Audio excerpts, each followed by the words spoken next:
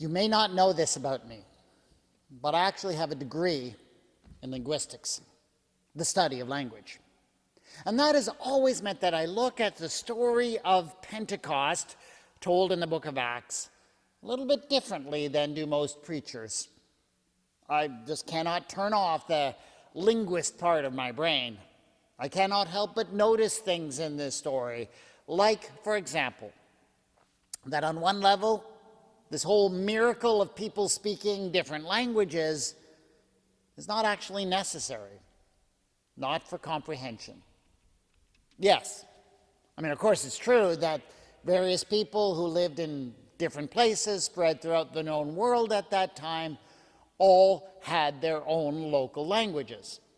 But it is also true that because of the conquests of Alexander the Great and the spread of the Roman Empire, many of them had learned at least one other language. If at that time you traveled or traded or dealt with government officials, you learned to speak Greek. You had to, just to get by.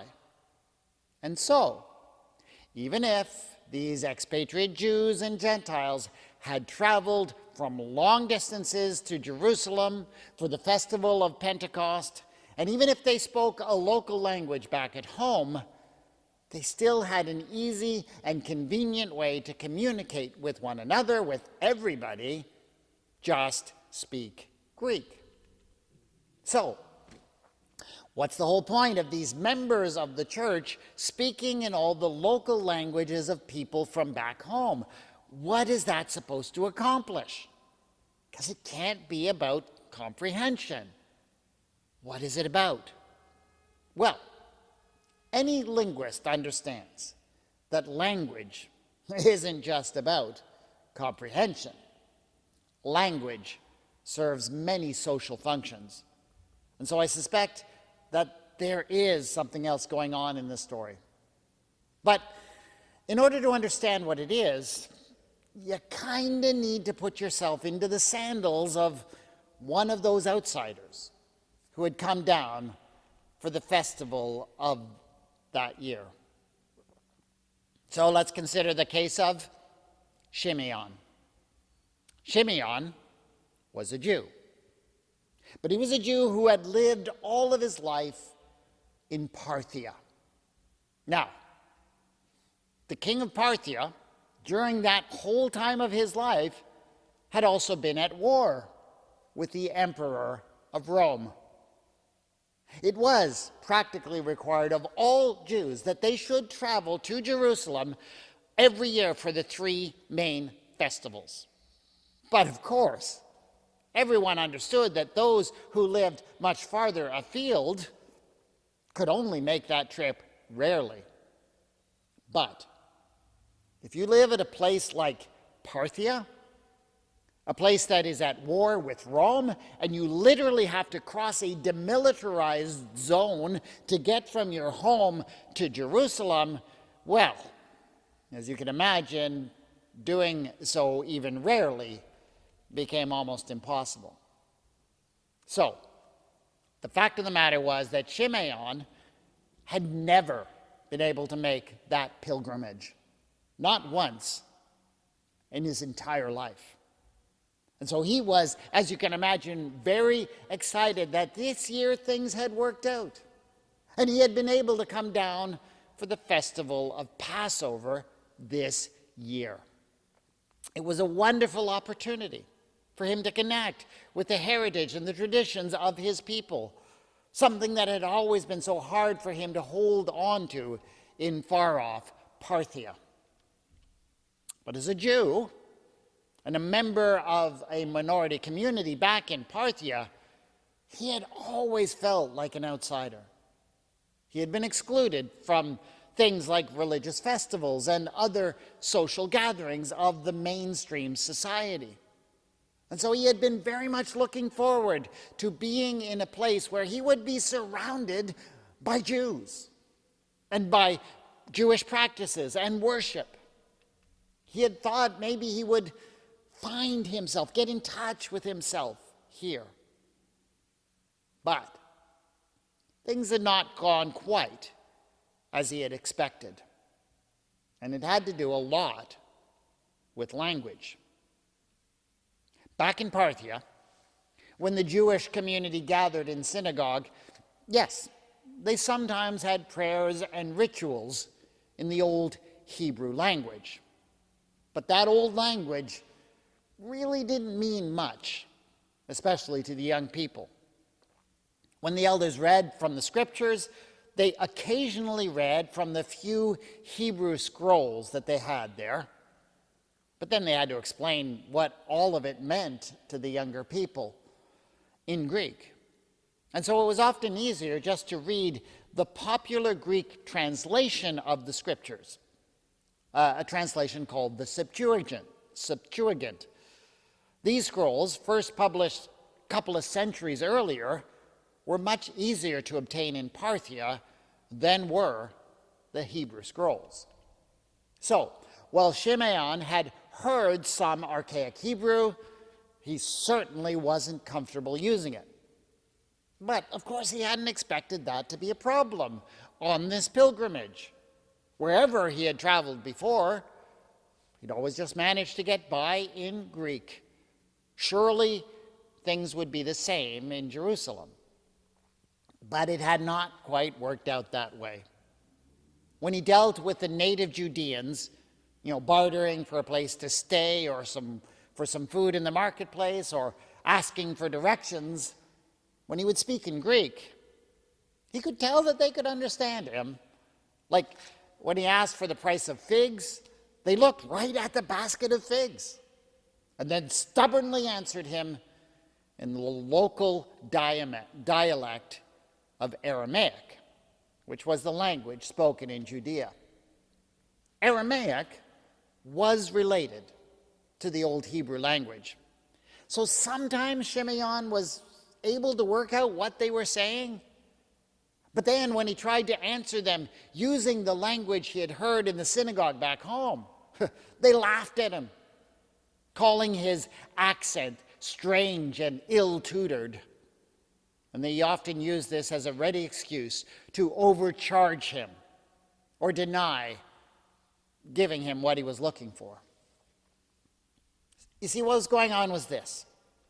These Judeans, who had long felt like outsiders in the big world of the Roman Empire, tended to want to make up for that by treating those who came from other places like minorities and outsiders. That's just how people react, right? And so they refused to speak the common Greek language. They doubled down on their local dialect of Aramaic and were only too happy to make fun of the way that outsiders spoke. And they did this to all outsiders who came down to the festival, even those who came from as close as Galilee. Galileans were, after all, the most like the Judeans, especially in their dialect. But nevertheless, the Judeans went out of their way to make fun of their northern accent.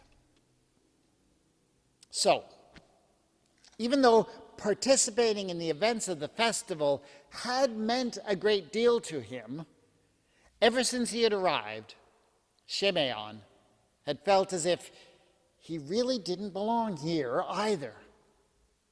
And he was beginning to feel as if he didn't really belong anywhere. When the greatest day, the climax of the festival came, the day when the people brought the first fruits to present in the temple, Shimeon was excited.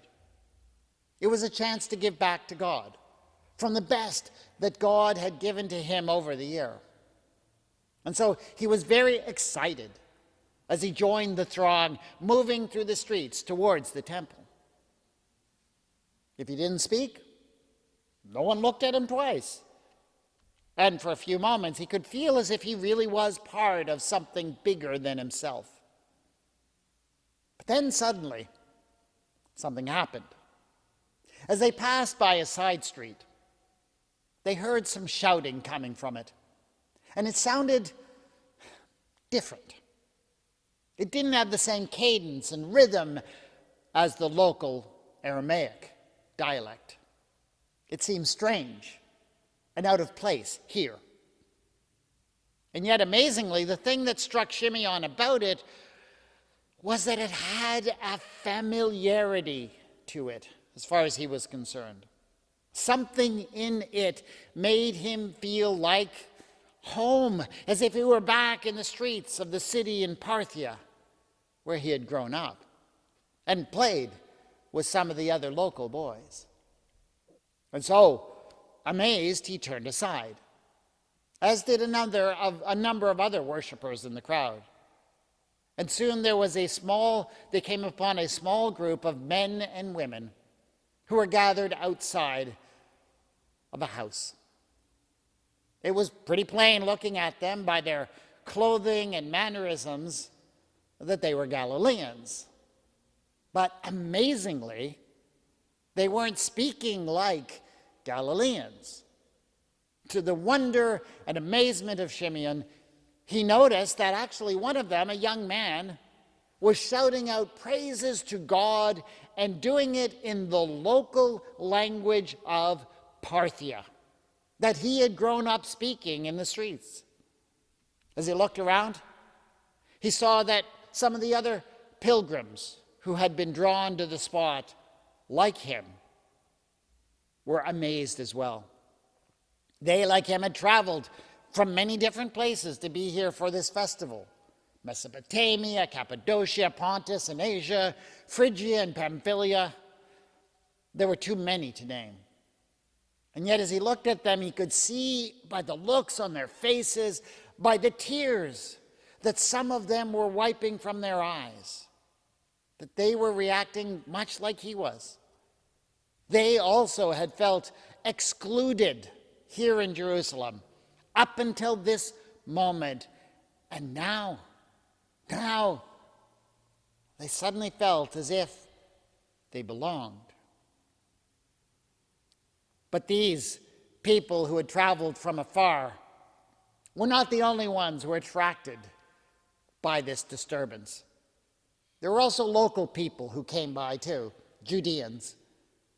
And they also were moved by what they heard, but not in the same way. In fact, you could see looking at them that many of them were furious. Why? Because in and amongst all of the languages and accents that were emanating from this group of Galileans, there were also words spoken in the local Judean dialect of Aramaic. And the Judeans in the crowd felt as if they were being mocked by these crude Galileans. Why, the very idea that their language, the language obviously favored by God, could be counted as merely one among so many others was unacceptable. And so for their part, the Judeans began to shout out against the Galileans. "Don't listen to these country bumpkins," they cried. "Here it is, only 9 a.m, and they're already drunk, raving like lunatics." And then the crowd fell silent as one of the Galileans stepped forward. Everyone wanted to hear what he had to say about what was going on. "Fellow Judeans, and all those who live in Jerusalem," he began, speaking, you will note, specifically to those who had been criticizing them. He spoke in poor Greek, mixed with many Aramaicisms and a heavy Galilean accent. "Let this be known to you," he went on, "and listen to what I say. Indeed, these people are not drunk as you suppose, for it is only 9 a.m. And so began the first Christian sermon ever preached.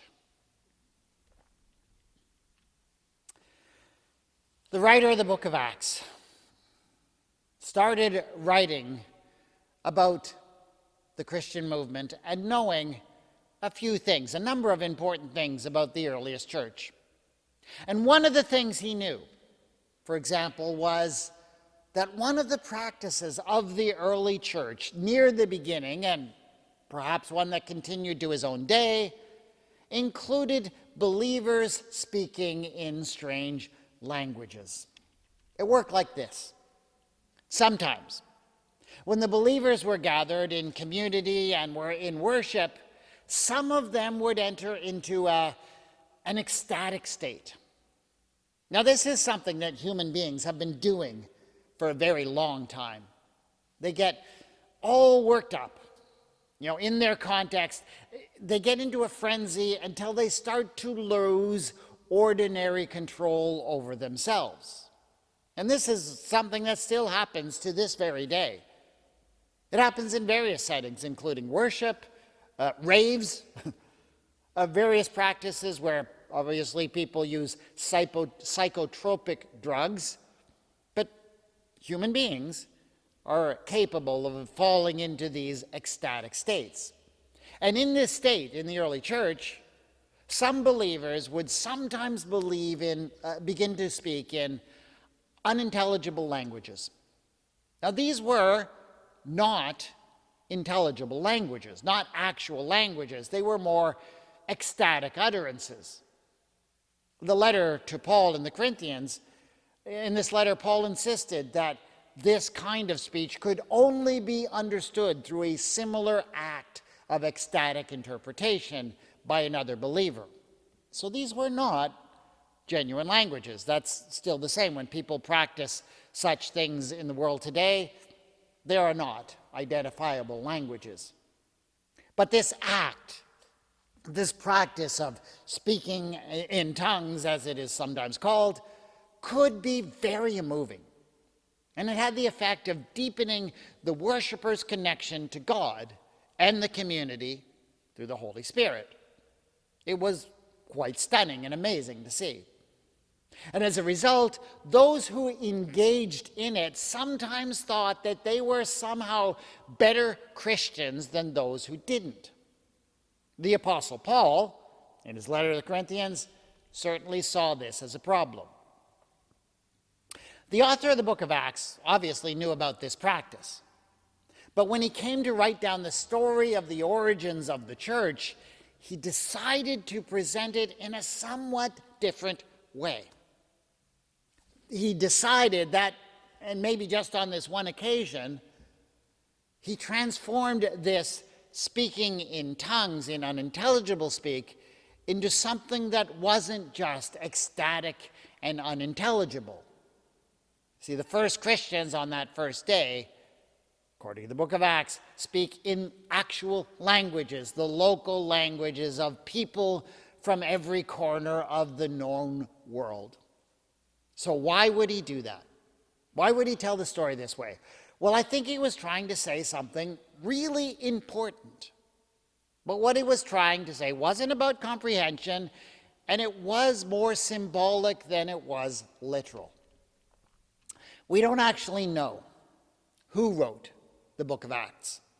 Christian tradition says that it was a man named Luke, but we can hardly be sure of that. But whoever he was almost certainly a man, and he almost certainly spoke Greek as his first language. His written Greek is absolutely excellent. So perhaps this was someone who had the experience as a Greek-speaking person interested in the God of Israel of going down to a festival in Jerusalem and being treated like an outsider. He knew what it was like to be an outsider who the locals thought talked funny, who the locals made fun of. And I can't help but wonder if that's why he reimagined this practice of the early church of speaking in tongues as something that actually overcame that kind of prejudice and that kind of mistreatment of outsiders. And if that's what he was doing, I think he's really putting forward something important and something really hopeful. He was drawing a compelling picture of the church that could be a community where there was a place for everybody, and anybody could have a place, and no one was ever treated as an outsider, and no one was a second-class citizen. What an incredible vision of what the church could be, should be. This is the idea of the church I think we all should cling to. We should all aspire to. If we can really build a church where there is a place where no one ever feels like an outsider, no one ever feels like a reject or is ever made fun of for who they are, no matter their language, race, background, orientation, whatever. What amazing things couldn't God do among us? Teach us, God. Teach us, God, to be that kind of church where no one feels out of place, where everyone is valued just for who they are. Amen.